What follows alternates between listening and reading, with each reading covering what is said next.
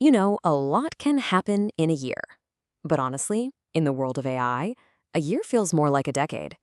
So today, we're going to dig into some of Sam Altman's latest thinking on just how fast this is all moving and what it really means for our jobs, our world, and, well, our future. Let's really get into it. So, you gotta ask, right? How much can really change in just 1 year?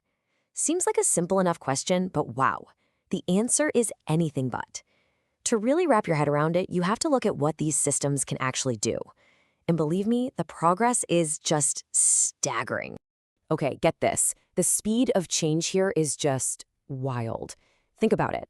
A year ago, we were all impressed that an AI could solve, high school math problems. Pretty cool. Then by last summer, it wasn't just doing homework. It was competing in the world's hardest math competitions.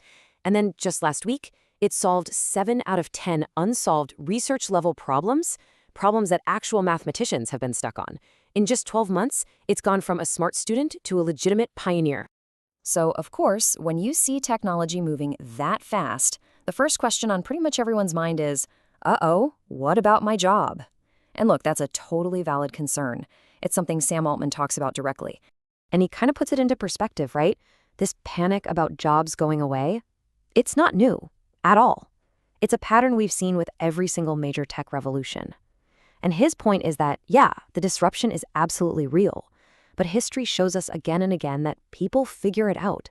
We find new things to do, new ways to create value, and new jobs pop up on the other side. Yeah, and this is a perfect example of that shift. It's not about jobs getting eliminated, it's about them evolving. Think of a programmer. Before, their job was all about the nitty-gritty, writing code line by painstaking line. Now, their role is becoming more like a director or an architect. They're using AI tools to turn a simple idea into a whole application. The level of abstraction has just shot through the roof. Okay, so if the tools are changing so fast, what skills are actually going to matter? Well, Altman says trying to predict the exact jobs of the future is pretty much a fool's errand. Instead, it's all about focusing on these timeless, very human skills. Things like resilience, being super adaptable, and most importantly, really understanding what other people need. Those are the skills that will always be valuable, no matter how smart the tech gets. But look, this whole revolution isn't just about you and me and our skills. We need to zoom out a bit, because this is happening on a global scale. And it requires this massive physical build-out that has some huge geopolitical implications. Just look at that number, $8 trillion. That's how many GPUs the world would need for every single person to have their own powerful AI assistant. It's just mind-boggling. Altman basically calls it the most expensive, most complex infrastructure project humanity has ever even thought about taking on. The scale is almost impossible to imagine, and actually building it, well, that's going to totally reshape global alliances and what countries prioritize. And that, right there, leads to the central tension of this whole thing. Is this a collaborative journey where we all work together to build this future for everyone? Or is it a flat-out global race where everyone's competing to get there first and lock in an advantage?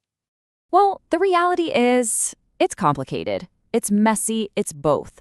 The global economy is so interconnected that countries have to collaborate. There's no way around it. But at the same time, the sheer power that this technology represents makes competition totally unavoidable. So it's not one or the other, it's both, happening at the exact same time. And of course, when you talk about global competition in AI, China is always a huge part of the conversation. But Altman really wants us to separate two different kinds of fears here.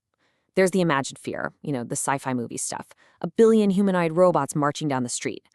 Then there's the real fear, which is much more subtle. It's a new kind of war fought online, hacking into critical infrastructure and influencing entire populations through digital channels. So when you boil it all down, the tech, the jobs, the geopolitics, it really comes down to one fundamental question. It's a question about power. Who is going to have it, and how is it going to change our lives? And it really feels like we're at a fork in the road here. There are two possible futures. Down one path, all this power gets massively concentrated.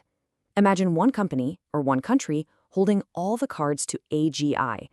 But the other path, the one that Altman is pushing for, is where that power is democratized, where it's spread out in small teams. Even just 1 to 3 people can create things that were completely impossible before. And this idea, democratizing AI, is absolutely central to his vision. It's the core belief that the best shot we have at a good future is not to lock this technology up, it's to get it into as many hands as possible. That's how you create a balance of power and get this just incredible explosion of new ideas. But what about the impact a little closer to home, like with our kids? There's a totally legitimate fear that AI is just going to become a crutch, right? A super advanced way to cheat on homework. And yeah, for some kids, it probably will be. But the flip side, the more positive view, is that AI could be for this generation what Google was for ours, a tool that actually raises the bar. It enables them to do things nobody can do today and pushes them to create and think on a whole new level. And that really brings it all back to us. This technology is becoming this incredibly powerful lever for human intention. It can build things up or tear them down. It can concentrate power or it can spread it out. So as these tools become a normal part of our lives, maybe the most important question isn't what the AI is going to do, it's what will you choose to do with it?